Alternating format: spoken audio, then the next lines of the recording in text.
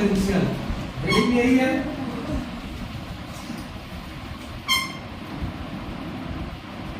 Chapter 2 और chapter 4 पढ़ रहे थे तो मैंने स्टैंडर्ड स्टेट बताया हुआ है। स्टैंडर्ड स्टेट किसको बोलते हैं, किसको बोलते हैं स्टैंडर्ड स्टेट?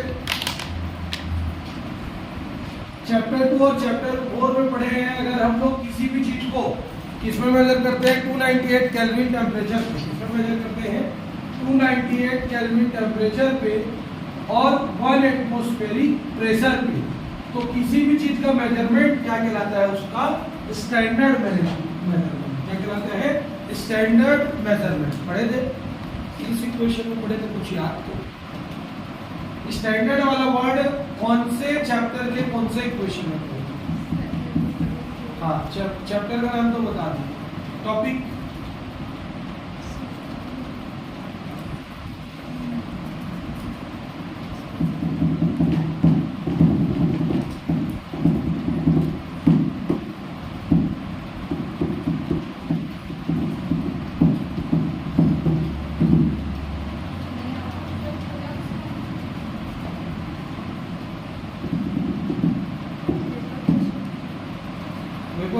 कौन सा? Routes law.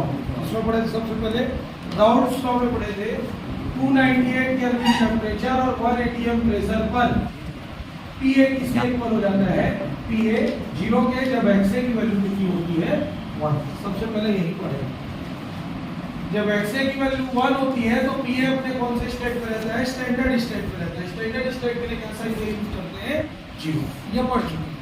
तो वैसे ही स्टैंडर्ड वर्ड का रिलेशन होता है सीधा सीधा, उस पर टेम्परेचर कितना हो जाता है 298 केल्विन टेम्परेचर और प्रेशर कितना हो जाता है 1 एटमॉस्फेरिक प्रेशर।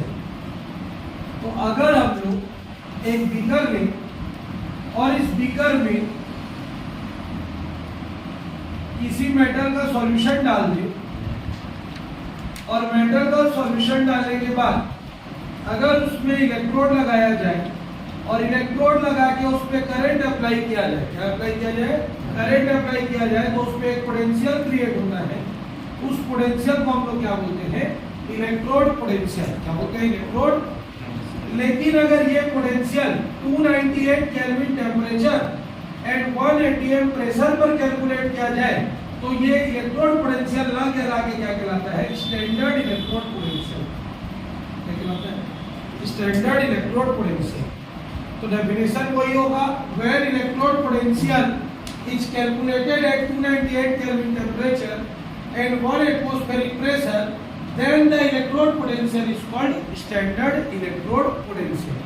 जब 298 केल्विन टेम्परेचर और 1 एटमॉस्फेरिक प्रेशर में इलेक्ट्रोड पोटेंशियल निकाला जाता है तो उसको क्या बोला जाता है, स्टैंडर्ड इलेक्ट्रोड पोटेंशियल। उसको डिनोट किससे करते हैं, ई के रेस में 0। नोट करो, when electrode potential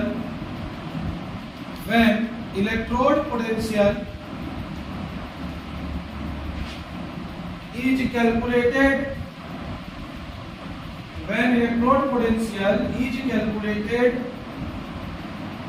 at 298 Kelvin temperature, and 1 atm pressure,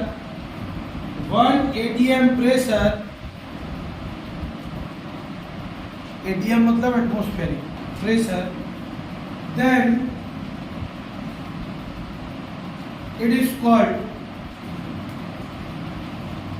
standard electrode potential.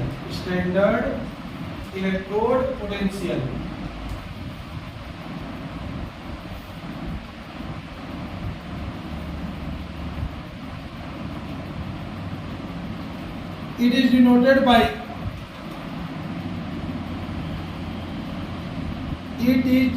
by e raised to 0, E0।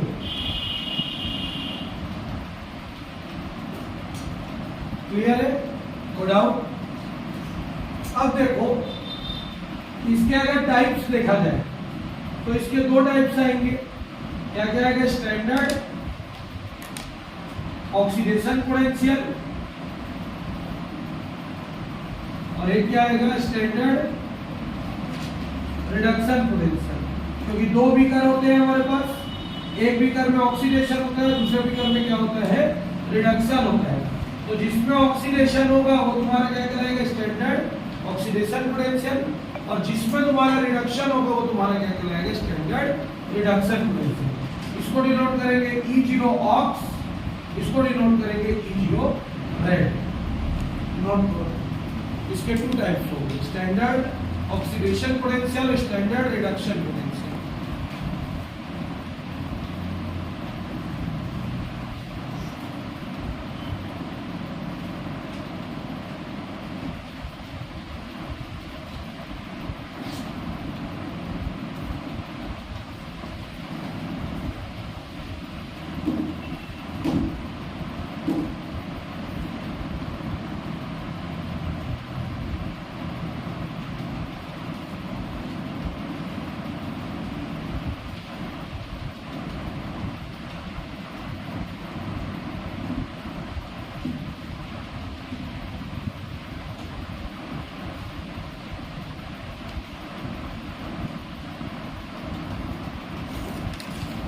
Clear? अब एक बेसिक चीज याद रखना, Zn दो इलेक्ट्रॉन को दे देता है और Zn 2+ आयन बनाता है। मतलब इसका क्या हुआ है ऑक्सीडेशन। क्या हुआ इसका, क्यों ऑक्सीडेशन हुआ है, मेरे को विद्या बताइए क्यों हुआ ऑक्सीडेशन, किस बिना हम बोल रहे हैं कि oxidation. What is the basis that we are saying it is oxidation?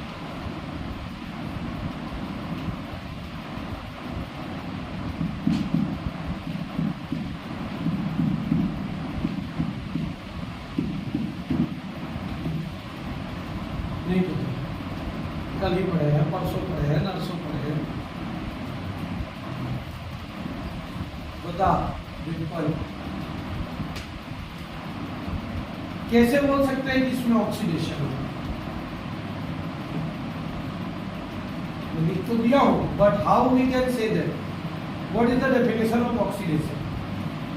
Oxidation का डेफिनेशन क्या है?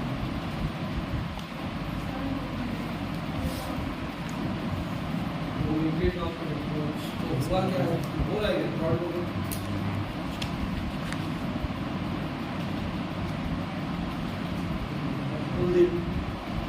ऑक्सीडेशन हो रहा है।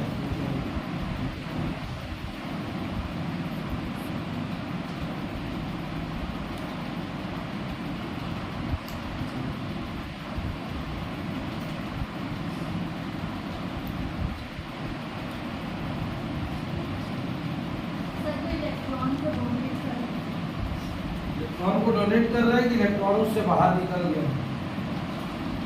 जिंक एक मेटल है, उससे दो इलेक्ट्रॉन क्या हो गए रिमूव हो गए। क्या हो गए, दो इलेक्ट्रॉन रिमूव हो रहे हैं, दो इलेक्ट्रॉन बाहर निकल रहे हैं। और किसी भी एटम या आयन से इलेक्ट्रॉन का डिस्प्लेसमेंट हो जाता है, इलेक्ट्रॉन अगर रिमूव हो जाता है, डोनेट हो जाता है, तो वो रिएक्शन क्या कहलाता है ऑक्सीडेशन कहलाता है। अब इस रिएक्शन का क्या हो रहा है ऑक्सीडेशन हो रहा है। किसका ऑक्सीडेशन हो रहा है, इसका कि इसका। Zn का ऑक्सीडेशन हो रहा है कि Zn 2+ का हो रहा है, Zn का। तो जिसका ऑक्सीडेशन होता है वो तुम्हारा कहलाता है रेड्यूस्ड स्पीसीज। क्या कहलाता है वो, रेड्यूस्ड स्पीसीज। याद रखो क्या, जिसका ऑक्सीडेशन होता है, जो इलेक्ट्रॉन को डोनेट करता है, जिससे इलेक्ट्रॉन बाहर निकलता है, उसको हम लोग क्या बोलते हैं रेड्यूस्ड स्पीसीज। ठीक, या रिडक्टेंट, क्या बोलते हैं उसको रिडक्टेंट, वर्ड याद रखिए। इसको रिडक्टेंट या रेड्यूस्ड स्पीसीज बोलते हैं, जिसका क्या हुआ रहता है ऑक्सीडेशन। और अगर Cu2+ दो इलेक्ट्रॉन को गेन करके Cu बना लेते हैं, Cu2+ दो इलेक्ट्रॉन को क्या कर रहा है एक्सेप्ट कर रहा है, गेन कर रहा है, गेन करके Cu बना रहा है, मतलब रिएक्शन क्या हो रिडक्शन। इसका रिडक्शन और Cu का कि Cu2+ का, Cu2+ का ये गेन कर रहा है, गेन कर रहा है, इसलिए ये क्या कहलाएगा ऑक्सीडाइज्ड स्पीसीज। क्या कहलाएगा ये ऑक्सीडाइज्ड स्पीसीज। या इसको क्या बोलेंगे ऑक्सीडेंट, क्या बोलेंगे इसको ऑक्सीडेंट। क्लियर है, क्लियर हुआ, क्लियर। जिसका ऑक्सीडेशन होता है वो क्या कहलाता है रेड्यूस्ड स्पीसीज, जिसका रिडक्शन होता है वो क्या कहलाता है ऑक्सीडाइज्ड स्पीसीज। उल्टा उल्टा बोलते हैं, याद रखिएगा। जिसका ऑक्सीडेशन होगा मतलब जो इलेक्ट्रॉन डोनेट करेगा, जिससे इलेक्ट्रॉन बाहर निकलेगा, वो क्या कहलाएगा रेड्यूस्ड स्पीसीज या फिर रिडक्टेड। और जो इलेक्ट्रॉन को गेन करेगा, जो इलेक्ट्रॉन को एक्सेप्ट करेगा, वो तुम्हारा क्या कहलाएगा ऑक्सीडाइज्ड स्पीसीज या फिर ऑक्सीडेंट। क्लियर है, सॉल्व में यहाँ ठीक। तो लिखो अपनी कॉपी में क्या लिखेंगे, heading reduced and oxidized species, reduced and oxidized species, reduced and oxidized species।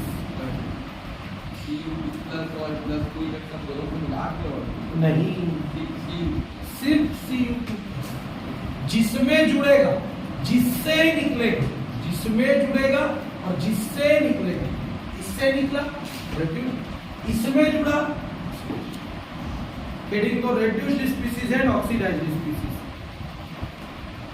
The atom or ion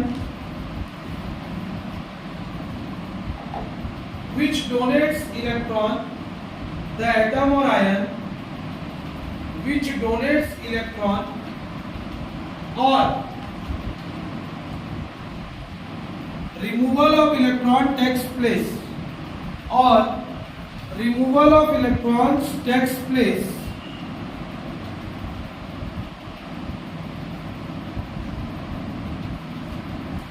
then the atom or ion is called, then the atom or ion is called THEO, then the atom or ion is called क्या reduced species, reduced species or reductant, or reductant, or reductant। Example को note करो, ये दोनों आएंगे।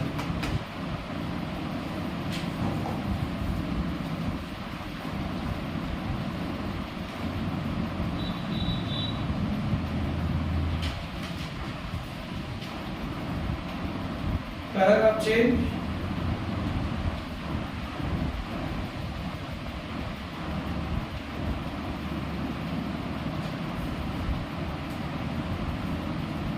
the atom or ion, the atom or ion which accepts an electron, which accepts an electron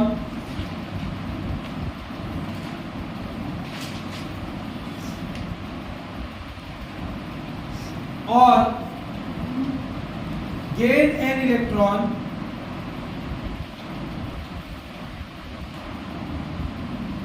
then it is called oxidized species, oxidized species, oxidized species or oxidant।